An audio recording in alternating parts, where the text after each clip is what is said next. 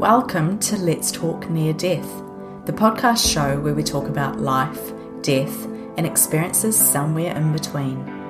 My name is Kirsty Salisbury, the host of the show, and I welcome you to join me as I talk to everyday people with not so everyday experiences. You may also wish to join the conversation on the Let's Talk Near Death Facebook page or access additional VIP content as a premium subscriber via Patreon. For just a couple of dollars a month, you can get an early access to episodes, additional bonus content, and your chance to connect with my guests. To do so, simply visit patreon.com/Kirsty Salisbury. Let's talk near death. I could see myself, I could see Mr. Newton and other nurses trying to resuscitate me. And then I'm floating above myself. Three beings, I felt like they came towards me from the left-hand side. And then the next thing I was introduced was to have a life review. Welcome back to the Let's Talk Near Death podcast. Today I'm talking with Paul Northridge, who's based in the UK. Paul is author of Walk of Life, Feet on the Ground, and also host of the popular YouTube channel Unite Planet.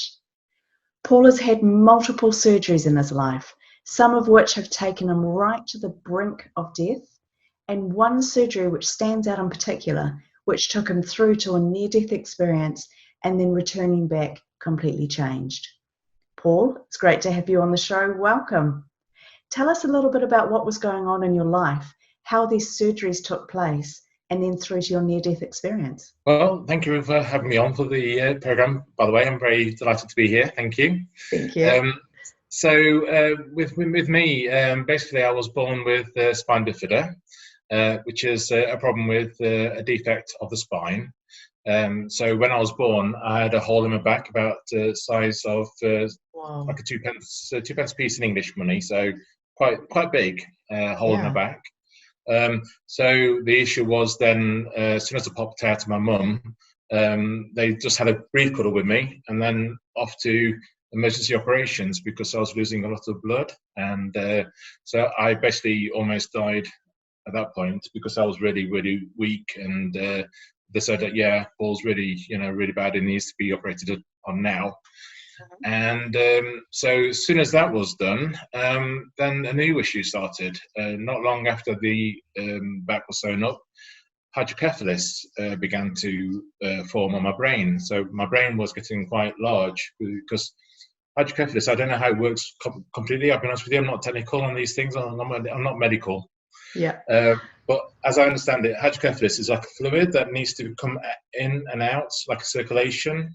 But because of the hole in my back wasn't out anymore, releasing the fluid, it was going back into my brain and then swelling my brain up. So my brain was twice as big, not as intelligent, but twice as big. Yeah. And so then it got to the point where my parents were panicking, doctors were panicking, and so the doctor said, we've got to operate again on Paul. And so they decided to do the shunt operation. So it's like a metal frame, pins, and like a way to drain the fluid out. I'm not, again, technical, but it's some kind of a device to drain the fluid. So as they're doing that, as they're preparing for that, my parents said, okay, well, let's get him baptized. And they said, okay, yeah, let's get him baptized. So I got baptized, and overnight, the operation was due actually in the morning. Overnight, my brain started to go back to normal shape. Wow. And so I've never heard of it before until about until I turned about 40 something, because I asked questions about it, and I said, has ever anybody else had this? Because I thought it's quite a mysterious kind of thing. And maybe there has been people, because it's called arrested hydrocephalus. So maybe people have had it and it just suddenly stops. So again, was it baptism that caused it? Or was it normal? I don't know. I asked many questions about that. I don't know, but it's just very weird. It did happen anyway. So that's my beginning of my life. Had many operations from to the age of 16. I had 14 major operations. So 14. yeah, Wow. 14. So most of my summer breaks from school, I ended up in hospital. So I had 6 weeks holiday, but in plaster most of the Oh time. no, yeah. So yeah, it is what it is. I'm not. I mean, I could actually. I wasn't as a kid growing up. I wasn't having many friends because of my problems with walking. Some children find it hard to associate with me, so I wasn't that connecting well with friends too well at the time.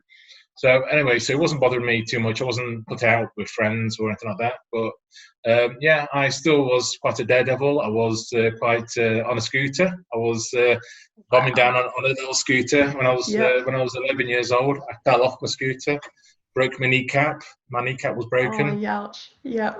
So another 6 weeks in plaster. Oh Terrible. man. It's the Anyway. last thing you need. Exactly. So no. So it gets to my then 14. I had another operation, and this one is basically a operation where they're going to lengthen my leg. So it's called a Verone operation because my left leg was better than my right leg because of the spine bifida, and my right leg wasn't growing as fast. So they decided that the Verone operation is like it's basically putting 2 pins and another 2 pins on my thigh bone, is it tibia, fibia, a bone anyway, and then break the bone in between the 2 pins, 2 lots of pins, break the bone right in the middle, and then with the fixator device, they put like a little plastic device that then had a key on it. So my dad then could turn this key, and the leg will lengthen every day, stretch it. It's like pulling the break of the bone apart day by Yeah. day. Was that So that was super painful? a little bit. Yeah, it wasn't. It Yeah. wasn't like ow. It wasn't. It's not the worst pain I've ever experienced. But it was sore, and the pins in my leg were very very sore. My mum had to clean the pins around the pins every day with Oh. like disinfectant, clean, make sure Mm-hmm. it's clean, and Mm. that was ow ow ow every day. And I was like, Mm. Mum, can we just have a day off today? No. Yeah. So Yeah. yeah, it was one of those things. But so when I was going in for that operation, that was when I had my my near-death experience. So what happened was with me was that I came into the theatre, and obviously I'm a seasoned veteran by then. I'm like, yeah, another operation. That's Uh-huh. I'm chatting to the nurses. I'm 14. I'm getting my hormones on. I go like, how are you doing? And Yeah. trying to chat them up a little bit. Uh-huh. And so I'm chatting with them, and anyway, so they put this medicine into me called a muscle relaxant. It has a certain name of it. I can't remember the name of it, but anyway, so they gave me this muscle relaxant, and it was designed to relax the muscle on the thigh, so they could do these pins in and yada yada yada. So I'm waiting then on the bed for that to go in, and then to have the anaesthetic to go to sleep in. So again, I'm waiting for that. But as I'm waiting for that to happen, I'm feeling pain in my body. I'm feeling like really discomfort, horrible discomfort. I couldn't figure out why I was feeling that, but my hands felt really, really painful. So I raised my hands up and I thought, oh my goodness, red, swollen, big hands. And I said, Mr. Newton, my surgeon, Mr. Newton, look at this. And as he's like turning around to see me, that was it. Out. I was Wow. out. But the amount of pain that I was getting, it wasn't to the point where I was thinking, I'm going to die here. It wasn't a panic of, I was just like panicking, like, Mr. Newton, allergy, hello. That was the general feeling of it. And so as next thing I'm out, then I feel like a blackness for a moment. It wouldn't say how long for, but I think time doesn't really exist in that bit now. So it felt like the light bulbs went off for a second, and then I'm floating above myself, not exactly below myself. It's more like an angle. So I'm like looking. I can see myself. I can see Mr. Newton and other nurses trying to resuscitate me. Uh-huh. And I'm thinking, okay, that's me. That's my surgeon. That's my staff that's trying to help me. But again, I was very calm. I wasn't panicking. Just thinking very surreal. But yeah, it was just very wondering what's happening, what's going on moment. And as I'm doing that, three beings, I felt like they came towards me from the left-hand side. As I'm looking at this, down, I'm like towards the angle of down and to the right. So towards the left, it felt like three beings of light came to me. And I felt like I knew them and that they knew me, and there was a lot of love and connection going off here. And they're basically saying to me, let's go away from there now. You've seen that, let's try and come away from there. I said, okay, because again, I felt this warmth. I felt so much love and connection with them. I felt, yeah, okay, I want to go with them. I didn't feel like I needed to look at that anymore. And yeah, I went off to this next level. It's like as soon as I agreed to go away, off went, and it wasn't like I'm flying to the next level or anything like that. I just landed in next realm. And yeah, so in the next realm, it's almost like being shown around still by these three beings, introduced me to the place. And again, I felt like I almost felt home back in this place. And I'm feeling like, yeah, calm, just love being around here. But felt very, very at peace there. And then I'm seeing souls playing. There were those souls having games of something like almost like chasing after a ball of light, like a tennis football kind of game, catch or something. I don't know, but there's flying. It's like a realm of like a land and the air, but without anything in between. It's very. I can't describe it to you. It's without words for me. But anyway, I'm seeing like they're telling me that they're playing, and I'm like, okay, they're having fun. And then I saw like another area where some souls were having treatment to re-energize themselves, almost like in a booth situation, light going off, and just basically re-energizing themselves, getting better after some kind of traumatic experiences that they had.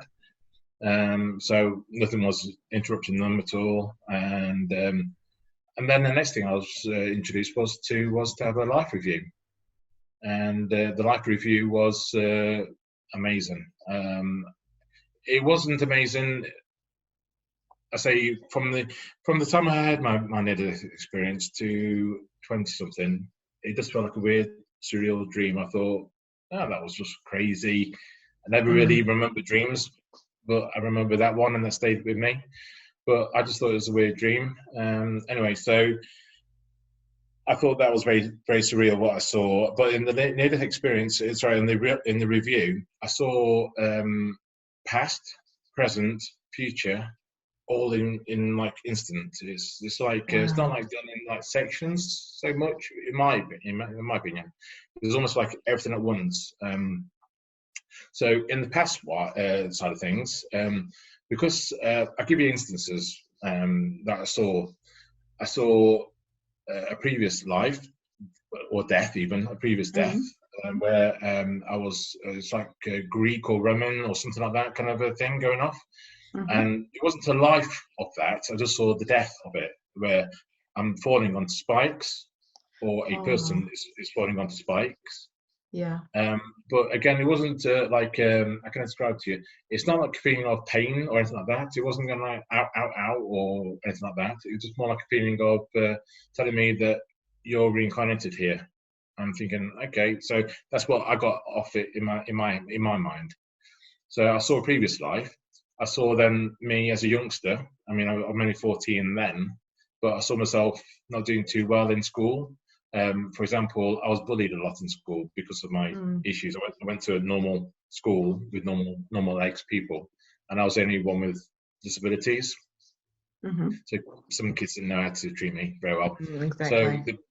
So I got bullied a lot, and so because I was bullied a lot, I wanted them for a short period of time change it around a little bit. I wanted to be the bully, and I bullied for a short while, but I did. I'm not proud of it. I did, but I think it's just to get like a power back in myself to feel like, yeah, I'm powerful, I'm better, I'm stronger. Learning. Anyway, so I bullied a little bit, and so whilst I'm in this life review, I remember feeling that whatever they felt, confusion, pain, all that kind of thing, I felt it. I felt their pain during this life review, and I thought, okay, you know, that took with me as well. I felt like we're sharing the same consciousness, same source. So that was very important to me. And then so the next bits I saw was like my parents. I could see my parents in the kitchen because a person asked me, you know, why was your parents in the kitchen? Because why wasn't they in the hospital with you? And I'm basically explaining, well, I am quite an experienced person in hospitals. At 14, I would have said, you know, go, you know, I'll tell you when I'm out. I was quite independent. I was quite mature. 14-year-old lad. I was very, very mature. I was 14, going on 40 already. Yeah. You know, You're probably thrown into that, to be fair. Yeah. Honestly, I feel like that's a very important thing. I felt like I almost like chose this life. I generally believe I would say that I chose to have this experience to help people eventually. That's why I'm going to people with yourself and just trying to really help people and explain what it's all about, because some people are very, very scared of dying and what it's all about. And I just want to help. You know, that's the whole purpose of it, really. Love it. So yeah, so I'm seeing a life review, and I'm seeing my mum and dad in the kitchen, and I can actually feel their thoughts and feelings, saying like, really excited to see Paul after his operation, wonder how it's going, and all this kind of thing, all these chatterbox going in their heads, and preparing this food for me, because you know they want to make me happy when I come out of hospital. You know, after they want to make, you know, some chocolate strawberries that they made for me or whatever. You know, they want to make me happy. So I felt that emotion whilst I was there, and then I saw future, which is, and again, this has only become more important to me as I got older, because when I was 14, like I say, I didn't even see myself driving. I got myself thinking, disabled? Nah, you don't want to drive. You're going to be taxied. And I thought, yeah. So when I was in this part, I could see myself driving, and I thought, like, if you know, at 14, I thought this is a weird dream. But why am I seeing myself driving? Don't know. Why am I seeing myself flying over Russia? Don't know. Anyway, so years go by, I passed my driving test. I'm thinking like, right. yeah, and the feelings of ecstatic and those kind of thing, you know, maybe it was that moment. I don't know if it was that moment, but I remember the feeling of like, yes, I'm driving, and yeah. So I didn't really connect it, because like 20 something, I watched a documentary to say near-death experiences happen like this. And I thought, that happened to me. But, you know, but by 18, I was driving already, so it didn't really connect to me too much. So I saw myself flying over Russia. I'm thinking, like, why am I seeing myself over Russia? I eventually married a Russian lady. Oh, wow. Yeah. So it's just, yeah. But I didn't. I saw also a ceremony, because you see very important parts of your life in life reviews, I feel. I saw a ceremony going off in Russia, but it wasn't a white wedding. It wasn't, because I always envisioned myself as if I get married to somebody, white wedding, traditional, you know, good church, the whole shebang. And I thought, I didn't see myself you know, as years go by, I thought, if it was a near-death experience, how come I didn't see myself getting married? Anyway, so I got then to see my wife and myself got married actually in a registrar office in Russia. She wasn't wearing a white dress; she wore a blue dress, because she got married before.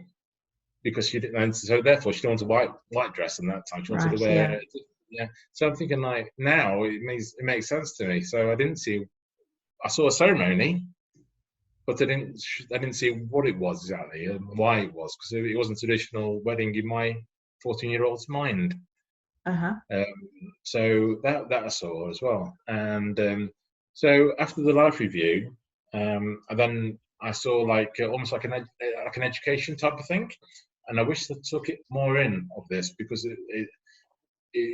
and I'll be asking some help later on, if possible, from yourselves or your viewers.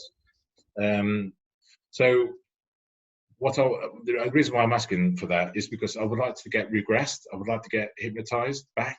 Okay. Yeah. And that's the reason why I want to also ask for help, because I think it's some important information in there that I would like to get out a lot more.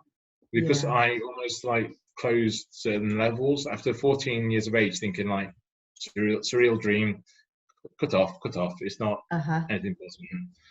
So I had an experience of education, and I would love to hear that again in my. If I got regressed, I would like to hear that again.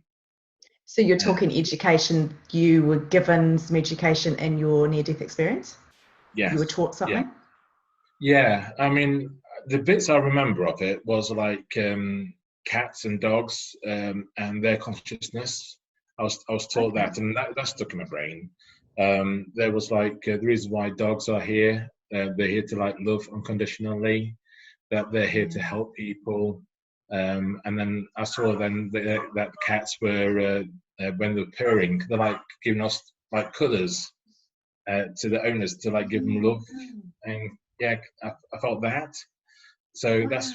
But I saw it, and I saw like also tree, like energy going in, energy going out of this tree. Like there's a film called Lucy with Scarlett Johansson, and where she has her DNA fully opened up, and she can see everything like a hologram almost. It felt like that situation, and she saw energy going in, energy going out of trees. I thought, that's what I saw. Wow. Oh, that must have been amazing.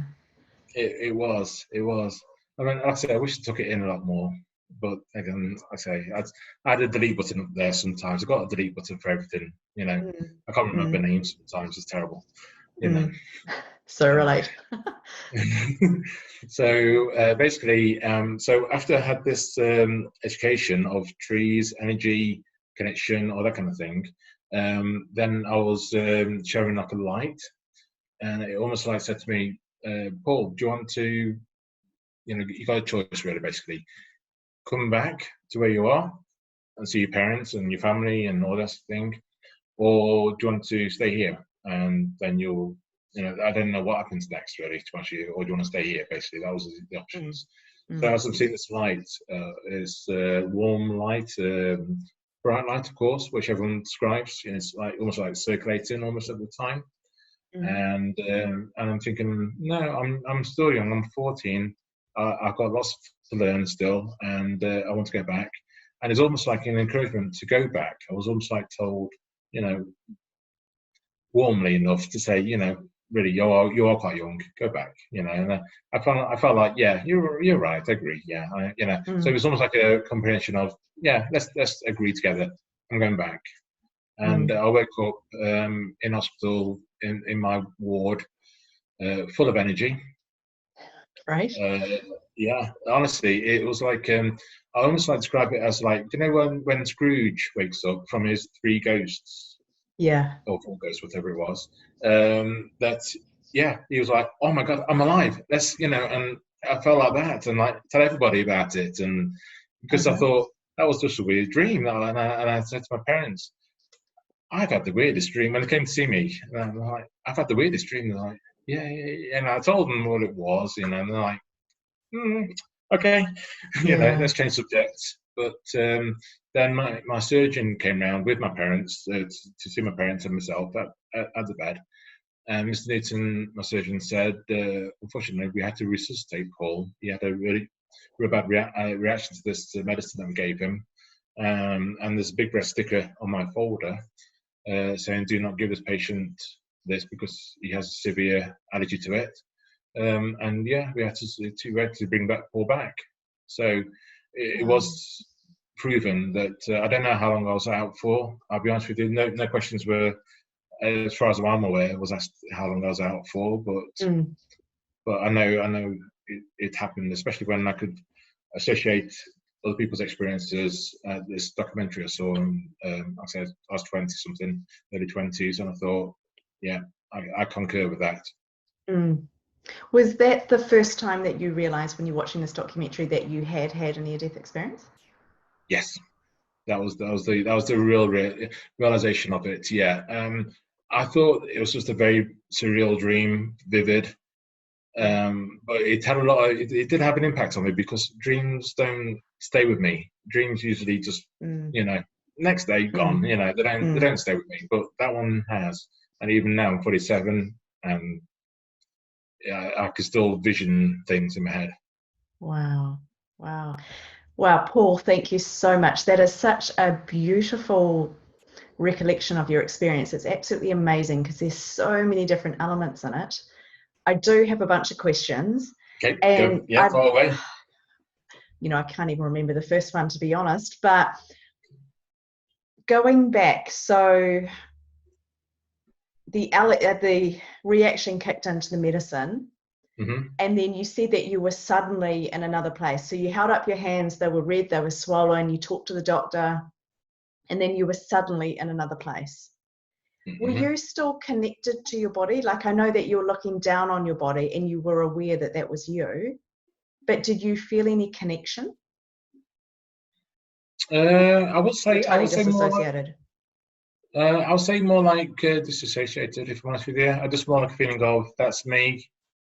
Yeah. But thinking like, oh my goodness, I want to go back in there. Nothing like that. It's like bring me back to my body, And I couldn't see any. Some people talk about like a cord between yourself and the Yeah. and myself, and I'll be honest with you, I didn't see it. Didn't see that. Wow, it's No. amazing.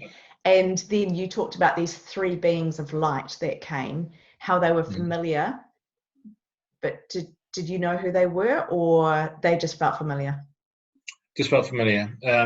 They don't have facial features, and I Mm, feel like I felt like maybe I was partly that as well, or was the same because when I came into this realm, everybody was the same. I would say I yeah. can't remember seeing any dual faces at all in this Mm, in this realm. It's more like beings of light and souls.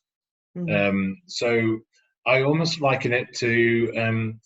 I will after this video chat with you. I'll send you a picture of what I saw because I met up with a lovely artist doing what I do now. I'll tell you a little bit more later about what I do now.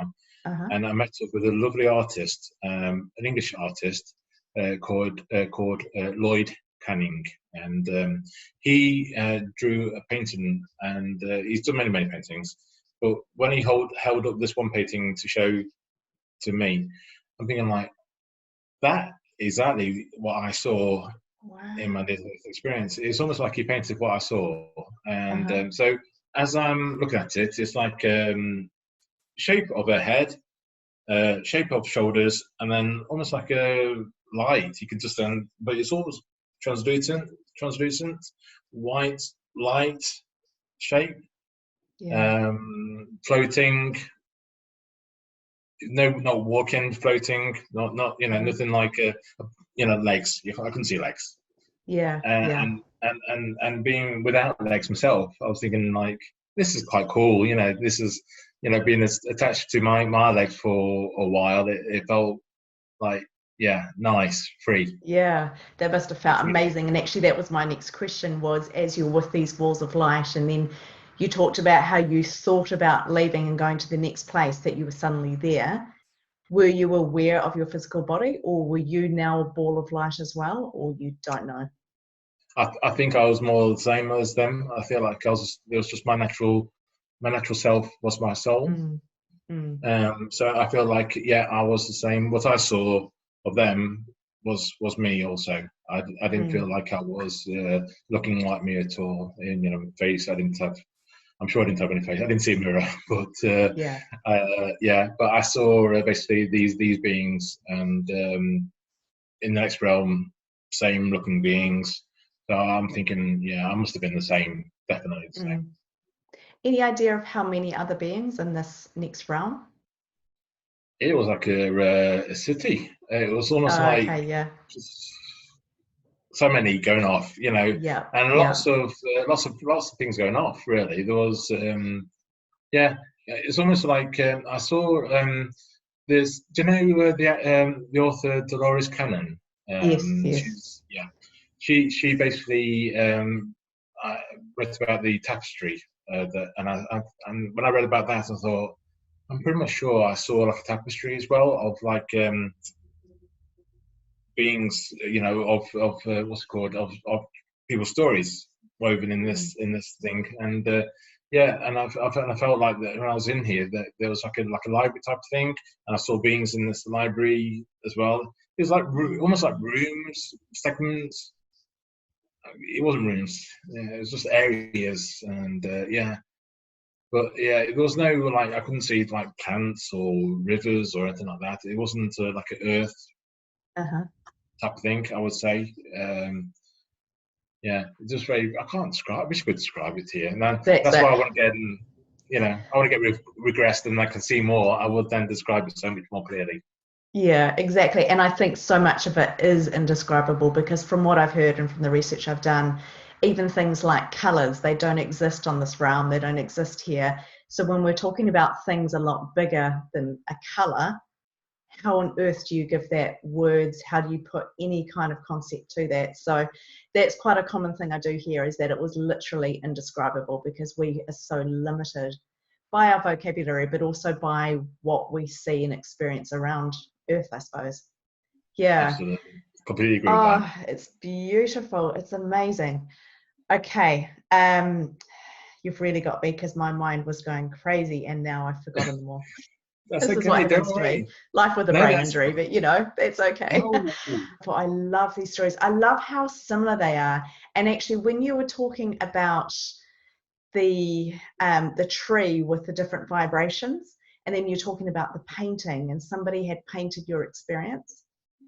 It's another thing that I do hear a lot of is people will paint things or they'll come up with a concept and then someone who's had an NDE can actually go back and relate to that, even though the person who created it or came up with that concept hasn't experienced anything like it. It's just something that pops into their brain.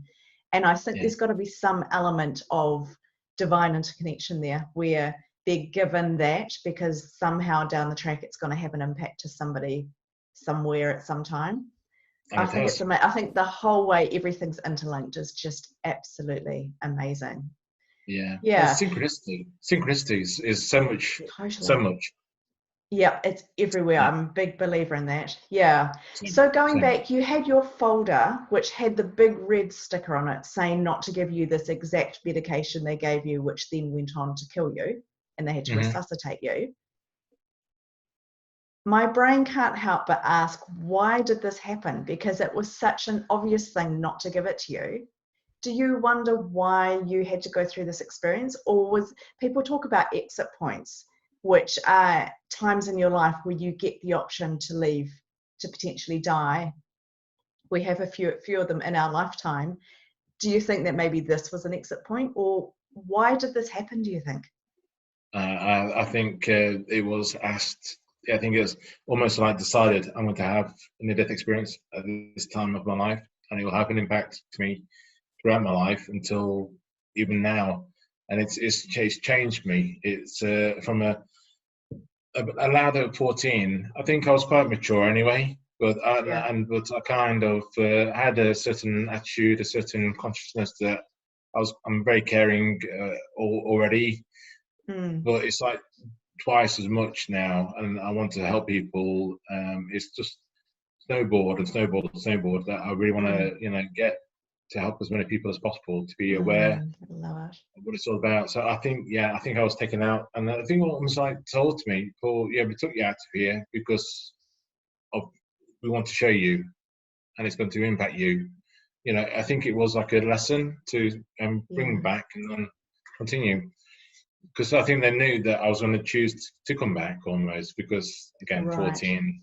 Uh-huh. So I think I think there is still an element of free will, Uh-huh. but also an element of it's going to happen again. Because I'm going to get reincarnated, and I thought, well, I've come this far. Let's carry on the journey. And so I felt like I'm going to come back into this body again, or similar body at least. Let's just carry on, shall we? And let's do what I need to do in this life.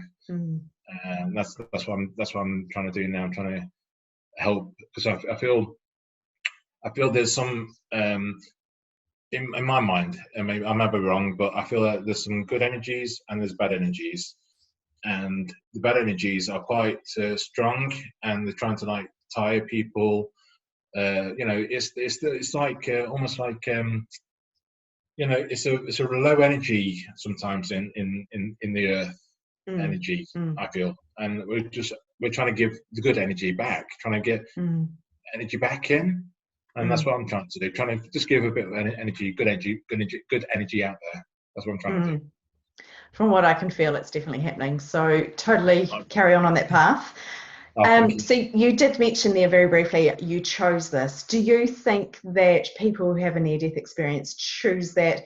At what point are you talking about before we come into this body, before we incarnate? Sorry, I might misunderstand. So is it like I chose to have the spinal bifida body or the near-death experience, or both? Well, I guess at the end of the day, both of those things. Do you think that we choose our path and choose the lifetime that we're going to have, the people that we have it with? Yes, I think what I feel it is, it's mapped out a little bit, because and I think it's like how come I saw myself driving, how come I saw myself in Russia, and also I see myself, sorry to say, I will say it, older, and in a bed, loved ones around me and dying. You saw that. Yeah, I have a vision of that, but also had a vision of other things that that prevented me as well. It's can I describe it? It's almost like have you ever heard of Anthony Peake? He's in the UK, Anthony Peake. But we did a. Sorry, I'm going to digress a little bit, but I did an interview. Is that, yeah, I got a planet. I can't get my words out. I got a YouTube channel called Unite Planet, and so we go out and also interview people like your good self. And we interviewed a gentleman called Anthony Peake, and he's like an author of like consciousness, and he talks about the daemon, and it's like the daemon is like the soul of us, and we're the avatar, and the daemon is trying to steer us in this game that we're in, like this holographic game. And I still feel like it is almost holographic because atoms, everything's atoms. So I feel that's almost holographic, and so I've chosen some bad things in my life, and as I'm doing those bad things, the little daemon in me saying, "No, you don't want to do this anymore," and like telling me, instructing me to do it, and so I stopped doing what I was doing, and then so it may then carry on to other directions. So things telling me in my brain go to different directions. So I think there is some free will, and then there's also a little thing that's telling you this is not good for you, and you're going off to different directions. So I think there's a bit of both elements there going off. Yeah, but you think you chose your life with spina bifida, you chose to have all these surgeries, that was part of your lifestyle.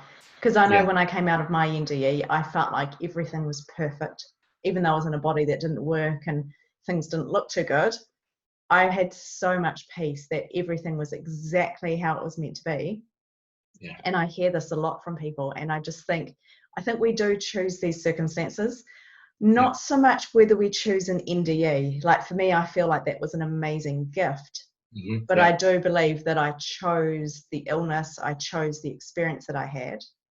Yes. And, I embrace it. I love it. Absolutely. Yes. Yeah.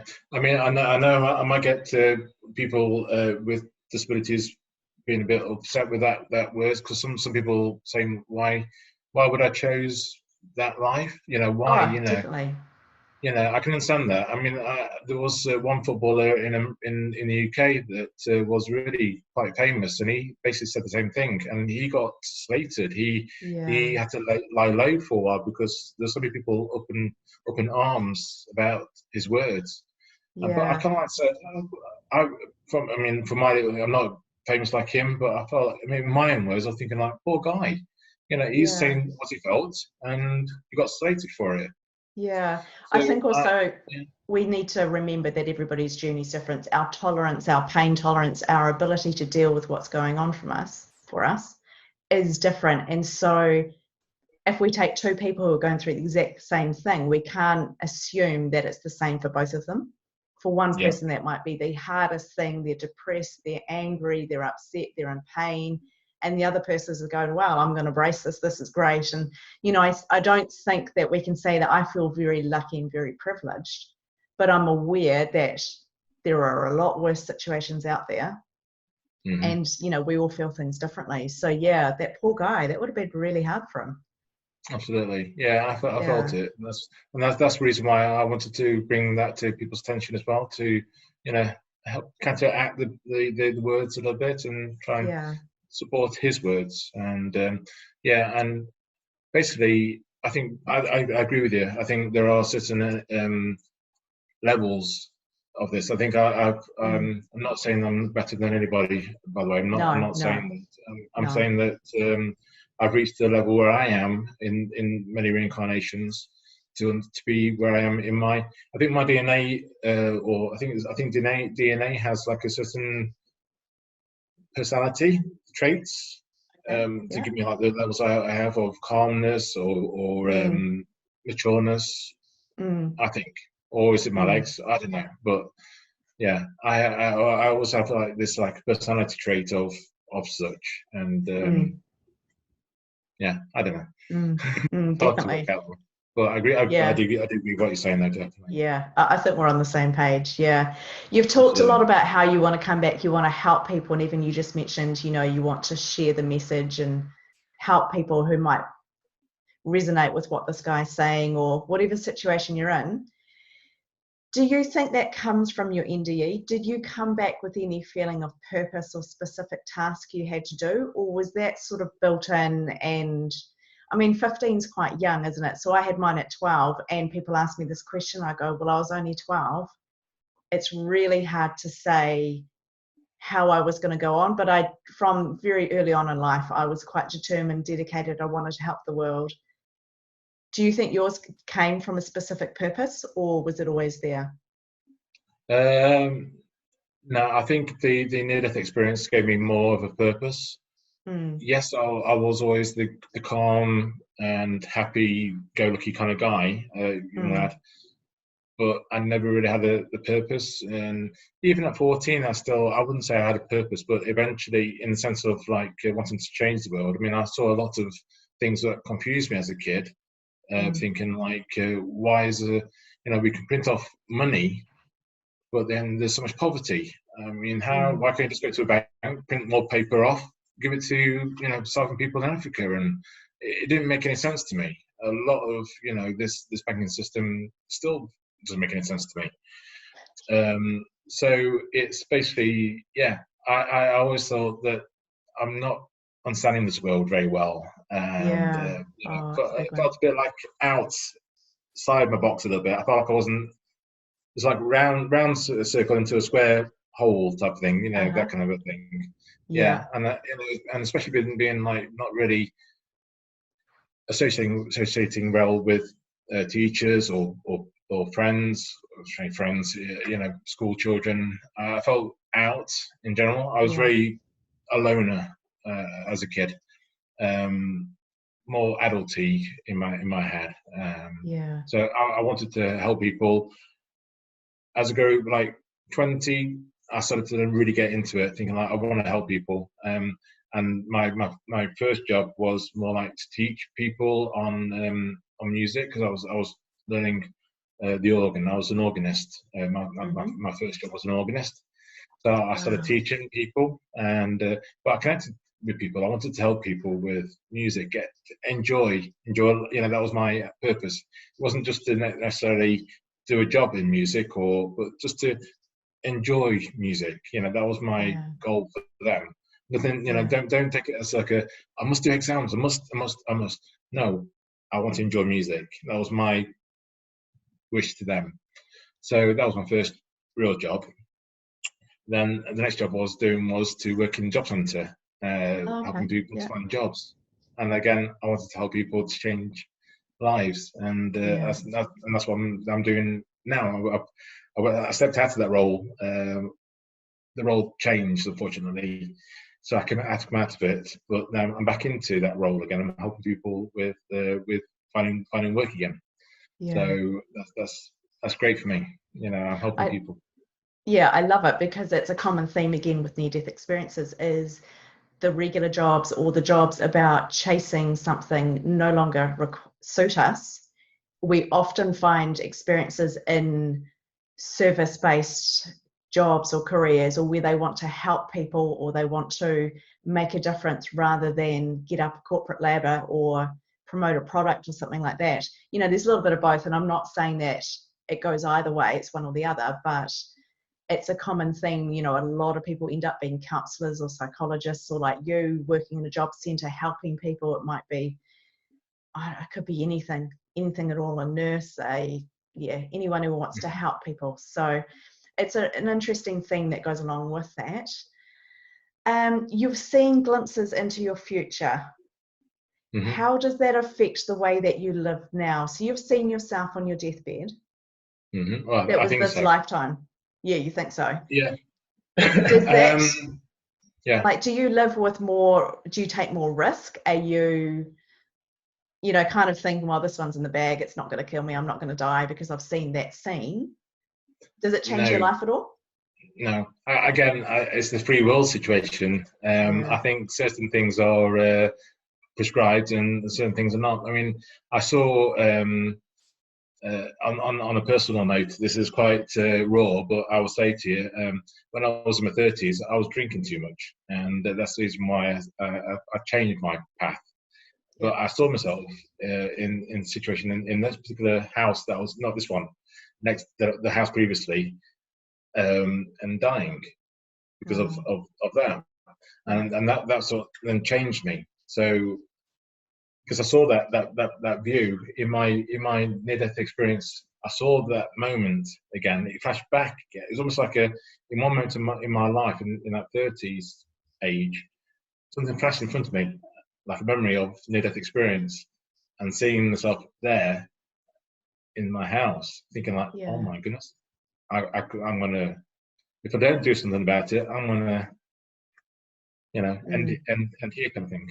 And so I finished doing what I was doing. I reduced anyway, put it that way. At that time, I reduced, so yeah, and that's what basically I changed. So I think there is again matter of free will, but then there's also like the little daemon playing the game, saying like, be careful. And And I that's what suppose I that think. you can't trust what you saw because, like you said, it's changed. And so that scene you saw of the deathbed, that might change based on your actions before that time. Absolutely. Yeah, it's an interesting one. It's really great. I've so enjoyed talking to you, Paul. In terms of the regression, I would love to hear, if you go ahead with that, how that all goes. I have heard stories of people that have remembered specific things from regressions. Okay. I've also heard of a lot of times when it's almost like we're not allowed to remember some of the information that we get on these experiences. So I'd love to hear about that. I'm very happy. I will put, actually, for our listeners as well, if you're thinking about doing a regression, anything like that, I can put some links in there. It's another topic which I think we could talk about for a long time. And perhaps after you've done it, we can actually do that and talk about whether anything came up or anything like that. But Paul, I just want to acknowledge your story, acknowledge your huge heart, because that's been so evident for me, just how much you want to help, how much love you have, and thank you for being so open about your experiences. My final question for you is, how are you today in terms of health? Are you okay? Yeah, not too bad. I'm still struggling. I'm getting worse with age, unfortunately. I've now got good old arthritis. I don't know who Arthur is, but he's playing with my knees.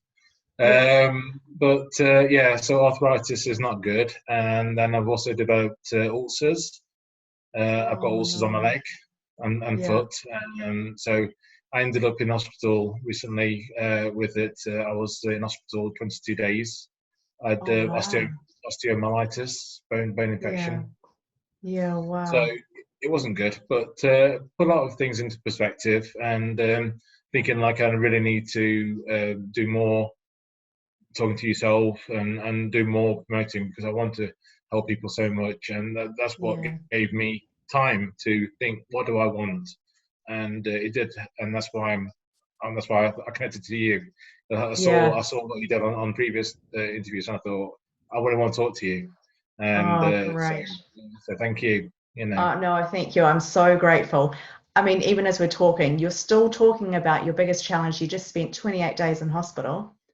You're making jokes about your arthritis. You've got a smile on your face. And I just think it's amazing. I think you've got something really incredible there. And I want to again say thank you. So Paul Northridge, thank you so much for sharing your story. And I'd love to hear more further down the track. There's a couple of things I can tell you about. I've got a book out. It's on Amazon. And it's obviously my name, Paul Northridge. And then it's Walk of Life, Feet on the Ground. And so that's my book, and it's on Kindle as well. And you can also find me on YouTube, and it's Unite Planet. Wonderful. We will definitely put those links in. Definitely have a look at all of that. Paul Northridge, thank you very much. Oh, thank you so much. You're brilliant. Thanks for joining me on this episode of the Let's Talk Near Death podcast show. If you've enjoyed it, please share it with your friends, tell people about it. I'd love to get these messages out there. Don't forget you can also pick up your VIP access pass for additional content at patreon.com/Kirsty Salisbury. You can connect with us via the Let's Talk Near Death Facebook page, and I look forward to catching you for another episode soon.